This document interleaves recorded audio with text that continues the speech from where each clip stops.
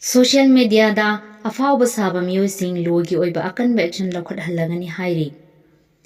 Haukiba December gi tang kuntra mathoida United Mitai Pangal Youth Organization umpiona irong mayai lekai da leiba Madrasa Darul Yatama wal Masakin Orphan Home da chatuna umpiogi President Riyazuddin Bogi mayum amadi mahaki thomi singaloinana Madrasa asigi phibam yengsinki amadi ngamjaba mateng sel oina pangduna Madugi video record channel kaya da thaduna news oina habhanki.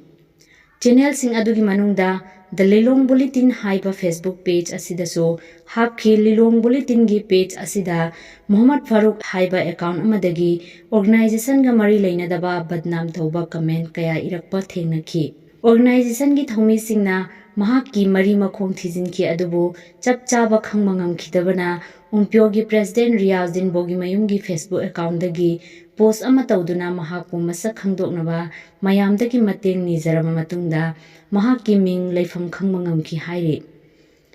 Masak khanglaba bad comment piriba miyoi adu Muhammad Farooq apokpa mainam Safi kaibung sana sibi leiraktagi oiramki.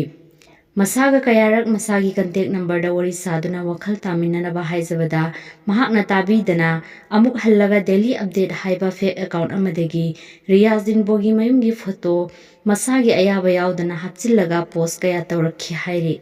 Asigumlaba chawkhat thawrangi thabak thawram tawjariba organization amagi president amobu amadi organization bu badnam tawriba miyoi asibu logi oiba action lokhat pinaba umpyogi President Riyazuddin Bogi mayumna khudyek piduna mayang Imphal Police Station gi OC da complain ama tawkhre hairi.